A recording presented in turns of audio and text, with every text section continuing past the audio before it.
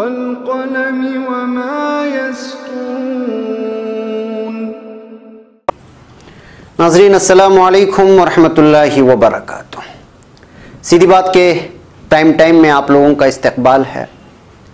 नाज़रीन, आज मैं आप लोगों के सामने एक अहम तरीन मौजू पर गुफ्तगू करने जा रहा हूँ।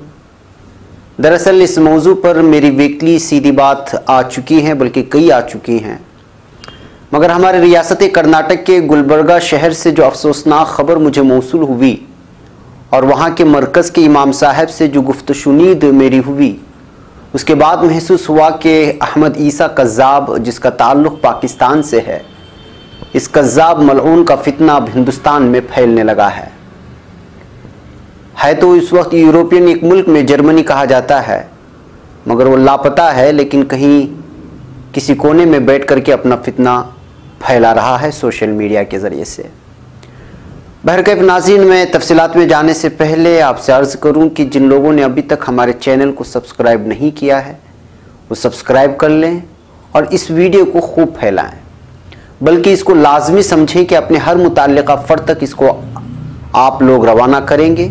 फेसबुक हो, व्हाट्सएप हो या फिर ट्विटर, हर जगह आप इसकी लिंक को शेयर करेंगे, ये तहैया कर लें। बरकैफ नाज़रीन, शकील इब्न हनीफ का फितना जिस तरह तेज़ी से हिंदुस्तान में फैल रहा है, ये कोई ढकी छुपी बात नहीं रही।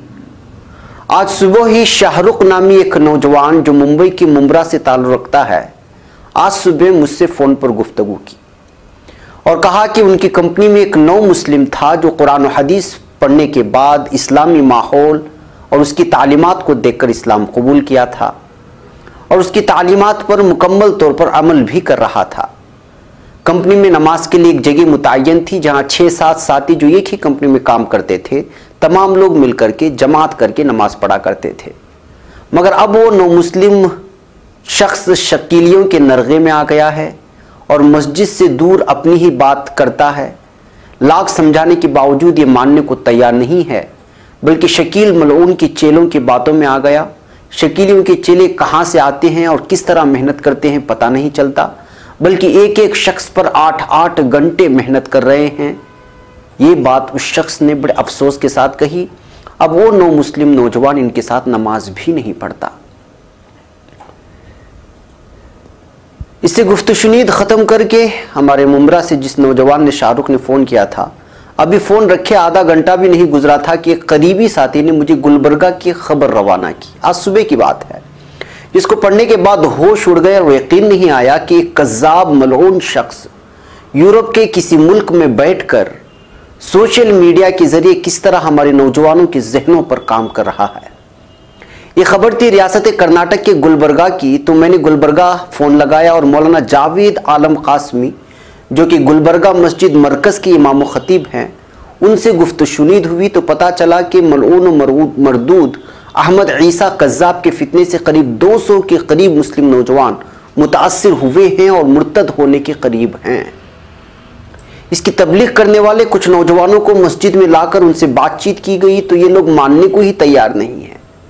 अहमद ईसा को नाउज़ुबिल्लाह नबी मान रहे हैं और कुरान करीम का सिरे से इनकार करते हुए अल किताब, जिसको ये मलऊन ईसा कज़्ज़ाब ने तहरीर किया है, उसको ही सही मान रहे हैं और कुरान में मौजूद किस्सों को और फिर हज़रत आदम अलैहिस्सलातु वस्सलाम और हव्वा अलैहिस्सलातु वस्सलाम के किस्से को सिरे से इनकार करते हुए इसे न सिर्फ एक खामोख्याली दास्तान बयान कर रहे हैं, बल्कि इसका सिरे से इनकार ही कर रहे हैं।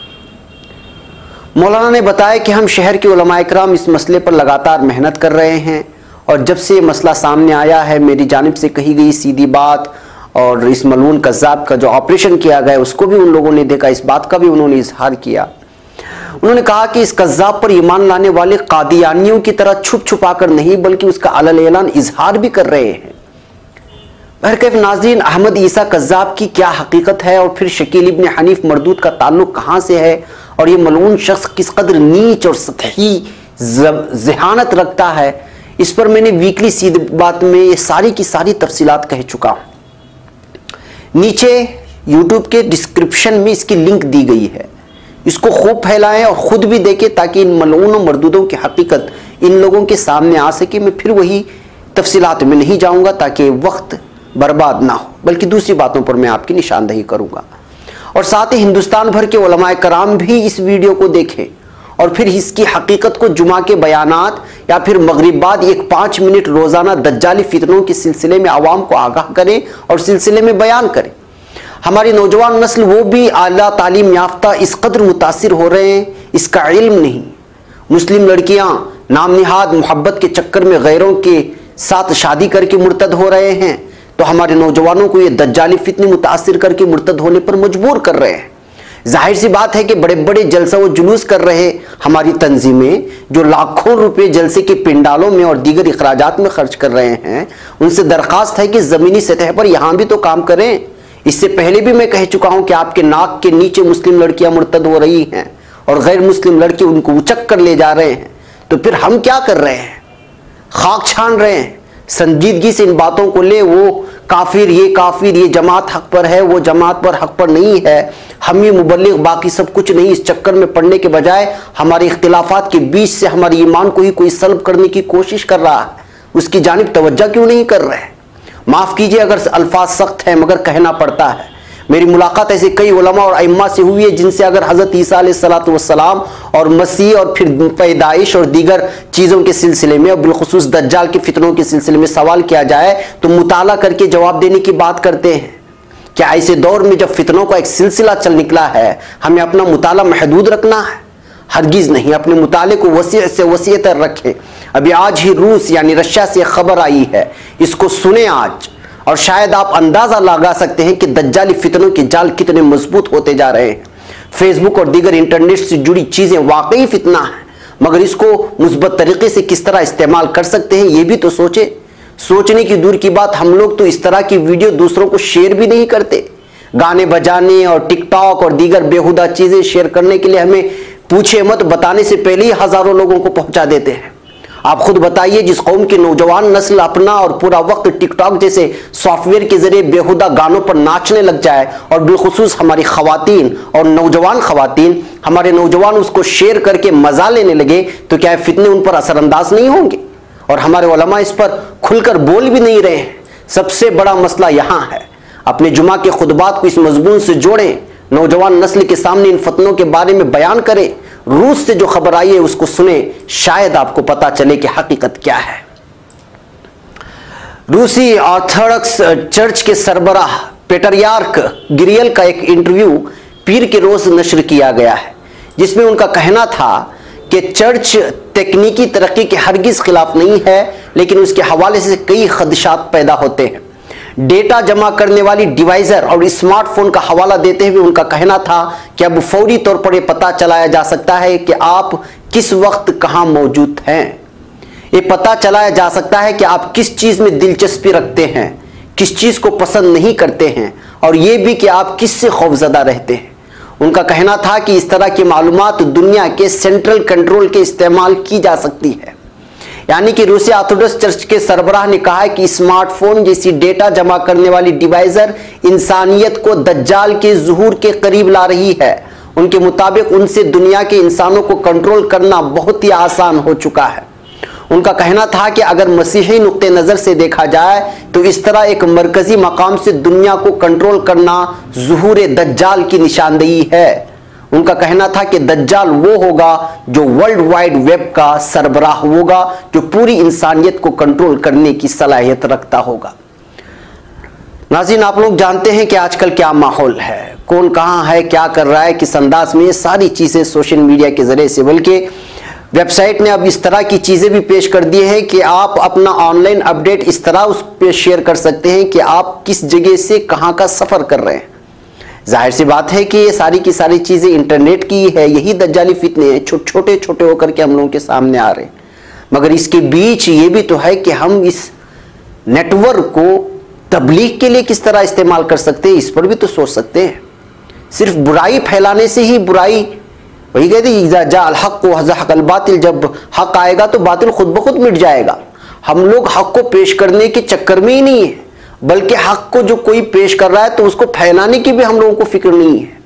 तो जाहिर सी बात है कि ऐसे हालात में जब वो 24 घंटे हमारी नौजवान नस्ल और बिलखुसूस मुसलमान, जब उनके 24 घंटे हाथ में मोबाइल होगा और उन मोबाइल ही उसका उस्ताद भी बन चुका है, टीचर भी बन चुका है, खाना भी बन चुका है, दोपहर का खाना, डिनर, न जाने क्या क्या सब, सारी की सारी चीजें जब वो वहीं से सर्च करके हासिल कर रहा है, तो जाहिर सी बात है कि फितने भी वहीं से आएंगे और वो ईसा कज़्ज़ाब जैसा इंसान उनकी जहन पर काम करेगा। हमारी बच्चियों को और हमारी छोटी नस्लों को हम लोगों ने जो है कार्टून जैसी फिल्में दे दी ताकि वो लोग उन पर मेहनत करके उनके अंदर का ईमान की पुख्तगी निकाल कर फेंक दे, और हमारी नौजवान नस्लों पर मेहनत करने के लिए इस जैसे ईसा कज़्ज़ाब आ जाते हैं और दीन की और बड़ी बड़ी दाढ़ियां रख करके उनको बहकाने लग जाते हैं। ऐसे हालात में मैं और आप क्या कर रहे हैं, ये असल चीज है। आज के प्राइम टाइम का यही पैगाम है कि नौजवान नस्ल इन फितनों में हरगिज ना पड़े। जब कुछ लोग जो वाकई दाढ़ी रखे दीनदार लगे और फिर दोस्ती बढ़ाकर आपसे कहने लगे कि चलिए क़यामत के बारे में बात करते हैं, तो ऐसे लोगों से बात करने के बजाय उसकी इत्तिला अपने मस्जिद के किसी इमाम साहब को या किसी तंजीम के जिम्मेदार से कहें। उनसे बात करना दूर की बात, उनके करीब भी ना ठहरे, इसलिए कि कहा जाता है कि ये लोग जादू टोना भी कर देते हैं और आप पर ऐसे सहर का अंदाज हो जाता है कि उसके बाद आप कुरान और हदीस की दलील देते रहें लेकिन वो मानने को तैयार नहीं होगा। जैसा कि शकीलियत के फितने में ऐसा कई मर्तबा देखने को आया है और कई माएँ बहनें रो रही हैं अपने बेटों को खो करके। ताकि हम अपना ईमान मजबूत रख सकें, महफूज रख सकें इस फितनों के ज़माने में, इसलिए ऐसे लोगों से परहेज करें, ऐसे लोगों की मजलिसों से बैठने से। और जब कभी महसूस हो कि कोई शख्स इस तरह की चीज़ें तबलीग कर रहा है तो फौरी तौर पर अपने मस्जिद के किसी जिम्मेदार शख्स को या इमाम खतीब को इसकी इत्तला कर दें। नाज़रीन, मुझे यहाँ इजाज़त दें, इस वीडियो को शेयर करना ज़रूरी नहीं बल्कि लाजिम समझें। कम से कम एक शख्स, एक हज़ार अफराद तक इस वीडियो को पहुँचाए और डिस्क्रिप्शन में दिए गए लिंक में जाकर उन वीडियोस को देखें जिसमें इन कज़्ज़ाबों की हकीकत को मैंने बयान किया है और उसका ऑपरेशन किया है, ताकि हकीकत आप लोगों के सामने आ सके। और चैनल को सब्सक्राइब करें ताकि आपको हमारे ताज़ा वीडियो मिलते रहें और आप हकीकत हाल से वाकिफ़ होते रहें। मुझे यहाँ पर इजाज़त दें। अस्सलामु अलैकुम वरहमतुल्लाहि वबरकातुहू।